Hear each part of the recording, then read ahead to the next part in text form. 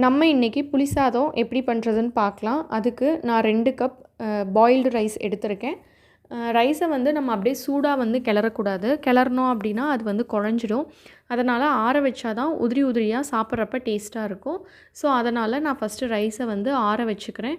So தேவையான rice எடுத்து ஆற வச்சதுக்கப்புறமா அந்த ரைஸ் காஞ்சி போகாமல் இருக்கிறதுக்கு நான் மேலே வந்து கொஞ்சமாக நல்லெண்ணெய் ஊற்றிக்கிறேன். இந்த மாதிரி நம்ம பண்ணுறனால ரைஸ் காயாது.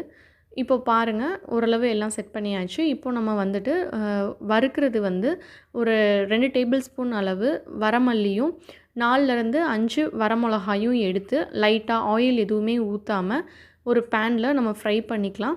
இதை வந்து நம்ம மிக்சியில் பவுட்ரு தான் பண்ண போகிறோம். ஸோ மீடியம் ஹீட்லேயே வச்சு நீங்கள் ஃப்ரை பண்ணிக்கோங்க. ரொம்ப ஹை ஃப்ளேமில் வச்சிங்க அப்படின்னா அது வந்து அப்படியே ரொம்ப சீக்கிரம் கலர் மாறி டேஸ்ட் மாறிடும். அதனால் நார்மலாக ஃப்ரை பண்ணி நீங்கள் அதை சூடு ஆற வச்சுருங்க. இப்போது இன்னொரு பேன் எடுத்துக்கலாம். அதில் தேவையான அளவு எண்ணெய் ஊற்றிக்கலாம். எண்ணெய் சூடானதுக்கப்புறம் அதில் தாளிக்கிறதுக்கு கொஞ்சமாக கடுகு, கொஞ்சம் உளுந்து போட்டுக்கலாம். அது பொரிஞ்சு வரட்டும். இது பொரிஞ்சதுக்கப்புறமா இது கூட 1 டேபிள் ஸ்பூன் அளவு நம்ம குழம்பு கடலைப்பருப்பு இருக்குது இல்லையா, அதை போட்டுக்கலாம். அது கூடவே 2 டேபிள் ஸ்பூன் அளவு பீனட் அதையும் சேர்த்துக்கலாம். சேர்த்துட்டு இது எல்லாத்தையுமே நல்லா ஃப்ரை ஆகிற அளவு வறுபடணும். அப்போ தான் டேஸ்ட்டு நம்ம கடிக்கும்போது சூப்பராக இருக்கும். ஸோ அந்த ஸ்டேஜ் வரைக்கும் நீங்கள் ஃப்ரை பண்ணிக்கோங்க. கலர்லாம் சேஞ்ச் ஆனாலே அது நல்லா ஃப்ரை ஆகிடுச்சின்னு அர்த்தம்.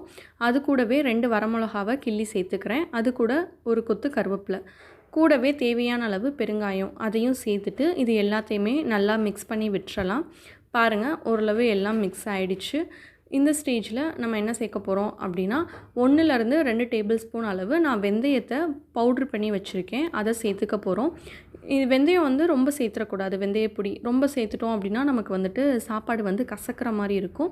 அதனால் உங்களுடைய அளவுக்கு ஏற்ற அளவு நீங்கள் 1லேருந்து 2 டேபிள் ஸ்பூன் அளவு வெந்தயப்பொடி சேர்த்துக்கோங்க. இது கூடவே நான் இன்றைக்கி ஒரு பெரிய லெமன் சைஸ் அளவு புளியை ஊற வச்சு வச்சுருக்கேன். அதை நல்லா கரைச்சி அந்த தண்ணியை சேர்த்துக்கலாம். 2 தண்ணி எடுத்துக்கலாம், கரெக்டாக இருக்கும் ஓரளவு. இப்போது நம்ம எல்லா தண்ணியுமே சேர்த்துட்டோம். இந்த ஸ்டேஜில் 1/4 டேபிள் ஸ்பூன் அளவு மஞ்சள் தூள், 1 டேபிள் ஸ்பூன் அளவு உப்பு சேர்த்துக்கலாம். சேர்த்துட்டு இது எல்லாத்தையும் நல்லா மிக்ஸ் பண்ணி விட்டுறலாம். உப்பு வந்து நீங்கள் செக் பண்ணிக்கோங்க. ஃபஸ்ட்டு இது வந்து கொஞ்சம் கொதித்து வரட்டும். கொதித்து வந்ததுக்கப்புறமா நம்ம இது தண்ணிக்கு வந்து கொஞ்சம் பாதி ஆகணும். அது வரைக்கும் இது நல்லா சுண்டட்டும். பாருங்கள், இப்போ நல்லா கொதிக்க ஸ்டார்ட் ஆகிருக்கு. ஸோ இன்னும் கொஞ்சம் இது வந்து பாதி ஆகினதுக்கப்புறமா இதில் வந்துட்டு நம்ம அந்த மிளகாவும் வரமல்லியும் அரைச்சோம் இல்லையா, அந்த பொடியை நான் 2 டேபிள் ஸ்பூன் அளவு சேர்த்துக்கிறேன். சேர்த்துட்டு இதை ஃபுல்லாக நல்லா மிக்ஸ் பண்ணி விட்டுட்டு ஒரு 5 மினிட்ஸ் அடுப்பில் இருந்தாலே போதும்.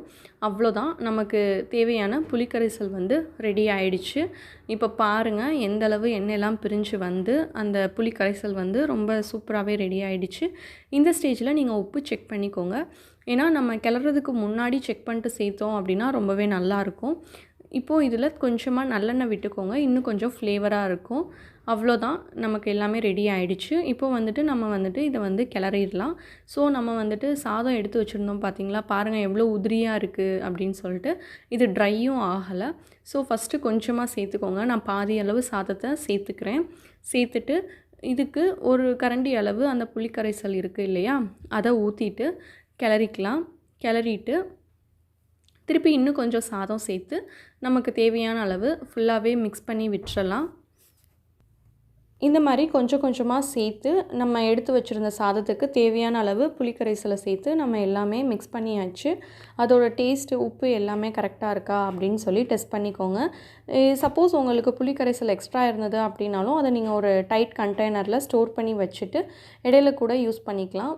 ஏன்னா நம்ம ரொம்ப அளவுக்கு அதிகமாக சேர்த்துட்டாலும் நல்லா இருக்காது.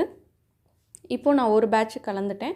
அதே மாதிரி இன்னும் கொஞ்சம் ரைஸும் புளிக்கரைசலும் சேர்த்து இன்னும் கொஞ்சம் கலந்துக்கிறேன். அவ்வளோதான், பாருங்கள் எவ்வளோ சூப்பராக நமக்கு எல்லாமே ரெடி ஆகிடுச்சு அப்படின்னு சொல்லிட்டு. சாதம் எல்லாமே வந்துட்டு நல்லா மிக்ஸ் ஆகிருக்கணும். அதை கொஞ்சம் நல்லா செக் பண்ணிக்கோங்க. ஏன்னா அங்கங்கே வந்து ஒயிட் கலராக இருந்தது அப்படின்னா அது நமக்கு சாப்பிட்றப்போ தனியாக தெரியும் இல்லையா. ஸோ ஓரளவு சாதம் மட்டும் ஃபுல்லாக எல்லா பக்கமுமே அந்த இது ஸ்ப்ரெட் ஆகி நீட்டாக மிக்ஸ் ஆகிடுச்சான்னு மட்டும் செக் பண்ணிக்கோங்க. இப்போ பாருங்கள், சாதம் எல்லாமே சூப்பராக ரெடி ஆகிடுச்சு. இது நல்லா உதிரியாக ஏன்னா நல்லா ஆறுனதுக்கப்புறம் கிண்ணனால நமக்கு நல்லா உதிரியாகவே அது வந்து செட் ஆகிடுச்சு. அவ்வளோதான், டேஸ்டியான புளிசாதம் ரெடி. இதே மாதிரி நீங்களும் பண்ணி பார்த்துட்டு புளிசாதம் எப்படி இருந்தது அப்படின்னு சொல்லுங்கள். இது கூட உங்களுக்கு விருப்பப்பட்ட சைட் டிஷ்ஷை நீங்கள் யூஸ் பண்ணிக்கலாம். தேங்க்யூ.